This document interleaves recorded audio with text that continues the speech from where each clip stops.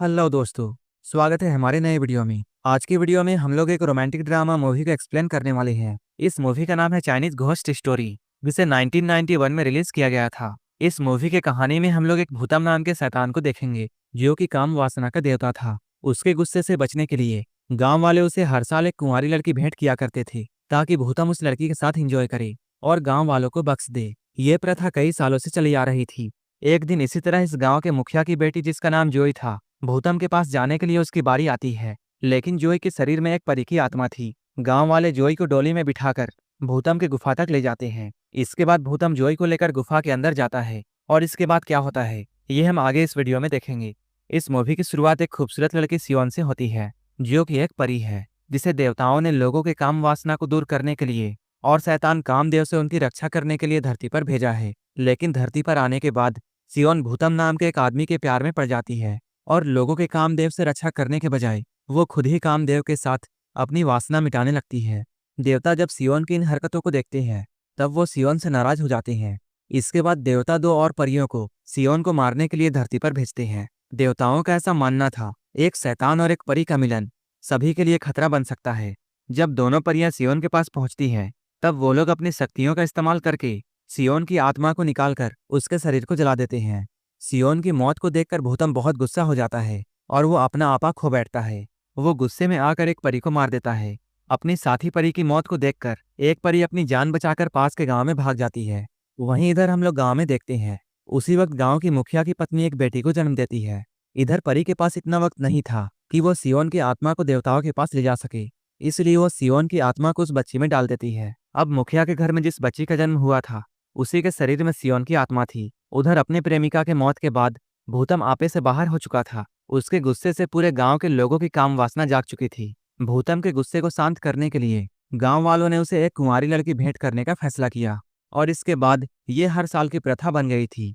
हम लोग ये देखते हैं, भूतम गांव से दूर एक गुफा में रहता था, और गांव वाले हर साल एक कुंवारी लड़की को डोली में बैठाकर उसके गुफा तक छोड़ाते थे, ताकि भूतम की हवस शांत रहे। जब कुंवारी लड़की की डोली भूतम के गुफा तक पहुंच जाती थी, तब भूतम उस लड़की को अंदर लेकर जाता था और इसके साथ जमकर घपाघप करता था। यहीं पर हम लोग ये देखते हैं, भूतम के साथ एक औरत भी रहती है, जो कि अपनी शक्तियों का इस्तेमाल करके भूतम के जख्मों को ठीक करती थी। इस औरत का नाम चैंग था। चैंग अपनी शक्तियों को बढ़ाने के लिए गांव वालों के साथ इंटीमेट होती थी। चैंग जैसे ही किसी गांव वाले से घपाघप करती थी, उसकी शक्तियां बहुत बढ़ जाती थी। इसी तरह काफी साल बीत जाते हैं। मुखिया के घर में जिस बच्ची का जन्म हुआ था, वो अब जवान हो चुकी थी, और उसका नाम जोई था। हर कोई उसकी खूबसूरती का दीवाना था। एक दिन जब जोई अपने दोस्तों के साथ होती है, तभी अचानक भूतम उसके सामने आ जाता है। भूतम को देखकर जोई उसे घूरने लगती है, क्योंकि जोई के शरीर में सियोन की आत्मा थी, इसलिए वह भूतम की तरफ अट्रैक्ट होने लगती है। यहाँ से जाने के बाद जब जोई फिर से अपने दोस्तों के साथ होती है, तभी इनकी नजर एक नाव पर पड़ती है। इस नाव के ऊपर बहुत सारी मछलियां तड़प रही थी। जोई नाव के पास आकर उन मछलियों को पानी में छोड़ देती है, लेकिन तभी पानी से एक जवान लड़का बाहर आता है। उस लड़के को अचानक यहाँ देखकर जोई बहुत डर जाती है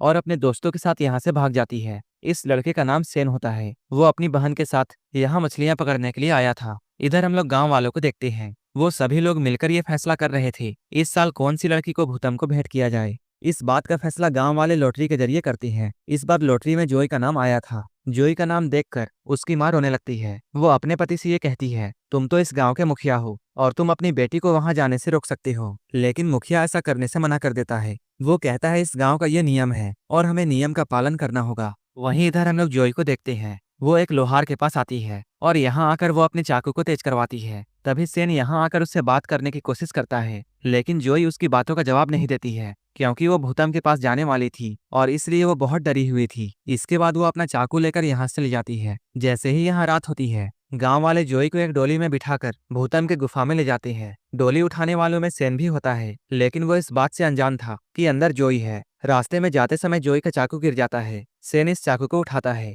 और वो इस चाकू को देखकर ये समझ जाता है कि अंदर जोई है। जोई को देखकर सेन बहुत दुखी होता है, क्योंकि वो अब जोई को पसंद करता था। इसके बाद सब लोग जोई को लेकर भूतम की गुफा तक पहुंच जाते हैं और सभी लोग यहाँ से भाग जाते हैं। घर आने के बाद सेन जोई के बारे में ही सोच रहा था। वहीं दूसरी ओर हम लोग भूतम को देखते हैं। वो काफी गुस्से में होता है, लेकिन जोई को देखते ही उसका गुस्सा शांत हो जाता है, क्योंकि उसे जोई में सियोन दिखाई दे रही थी। भूतम को देखकर जोई भी अपना चाकू नीचे फेंक देती है। इसके बाद जोई भूतम के पास जाती है। भूतम जब जोई को गुफा के अंदर ले जाने लगता है, तभी सेन यहाँ पहुंचकर उस पर हमला कर देता है और जोई को अपने साथ गांव में वापस ले आता है। सेन की बहादुरी देखकर गांव वाले बहुत खुश होते हैं और ये सभी लोग जश्न मनाने में लग जाते हैं। जोई भी सेन की बहादुरी देखकर उसकी तरफ आकर्षित हो जाती है। इधर हम लोग गुफा में भूतम को देखते हैं, जिसका इलाज चैंग कर रही होती है, क्योंकि सेन के वार से भूतम काफी जख्मी हो चुका था। भूतम यहाँ चैंग से ये कहता है, आज वाली लड़की मुझे सियोन की जैसी लगी थी। जिस पर चैंग उसे समझाते हुए ये कहती है, सियोन जलकर मर गई थी। इसके बाद वो भूतम से ये कहती है, मेरी शक्तियां तुम्हारा इलाज करने के लिए काफी कम है, इसलिए मुझे गांव में जाकर लोगों के साथ घपाघप करना होगा ताकि मेरी शक्तियां बहुत बढ़ जाए। अगले दिन सेन जब अपनी बहन और जोई के साथ मछलियां पकड़ने के लिए आता है, तब उन्हें पानी में चैंग मिलती है। वो लोग चैंग का इलाज करने के लिए उसे अपने साथ घर ले आते हैं। उसी रात चैंग सेन के बड़े भाई के साथ इंटीमेट होती है। सारी रात संभोग करने के कारण उसकी शक्तियां बहुत बढ़ गई थी। अगले दिन चैंग जोई और एक लड़की के साथ मछलियां पकड़ने के लिए आती है। मछली पकड़ने के दौरान वो जोई का बर्थ मार्क देखती है और उसे देखकर वो समझ जाती है कि इस लड़की के अंदर सियोन की आत्मा है। इसके बाद वो जोई को एक हेयर बैंड देती है और भूतम के पास वापस आ जाती है। वापस आकर वो भूतम से ये कहती है, आज मैं उस लड़की से मिली थी जिससे कल तुमने मुलाकात की थी। उस लड़की का नाम जोई है और उसके अंदर सियोन की आत्मा है। वो भूतम से आगे ये भी कहती है, अगर सेन और जोई इंटीमेट हो जाते हैं तब तुम पूरी तरह से खत्म हो जाओगी।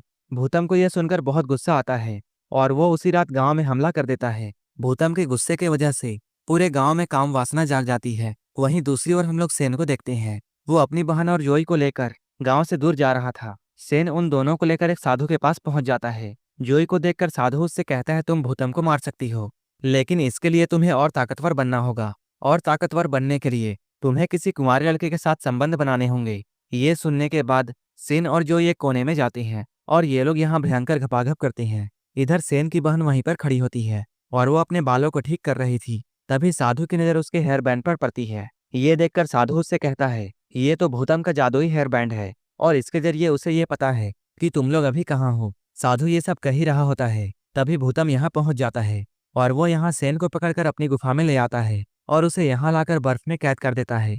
इसके बाद जोई और सेन की बहन भी यहाँ पहुंच जाते हैं। मीना भूतम के पास जाती है। इसके बाद मीना अपने शरीर के जलवे दिखाकर भूतम को अपनी तरफ आकर्षित करती है। वहीं इधर हम लोग जोई को देखते हैं, जो कि अपने शरीर की गर्मी से बर्फ को पिघलाने की कोशिश कर रही होती है। बर्फ जैसे ही पिघल जाती है, सेन उससे बाहर आता है और ये दोनों यहीं पर इंटीमेट होते हैं। तभी भूतम की नजर इन दोनों पर पड़ती है। इन दोनों को ऐसा देखकर वो बहुत गुस्सा हो जाता है और वो सेन को मारने के लिए उसकी तरफ तलवार फेंकता है, लेकिन जोई तलवार के सामने आ जाती है। भूतम की तलवार जोई के उसी निशान पर जाकर लगती है जहां पर सियोन की आत्मा थी। तलवार लगने की वजह से सियोन की आत्मा वहां से निकल जाती है। सियोन को अपने सामने देखकर भूतम बहुत खुश होता है और उसे लेकर वो यहाँ से गायब हो जाता है और यहीं पर यह मूवी खत्म हो जाती है।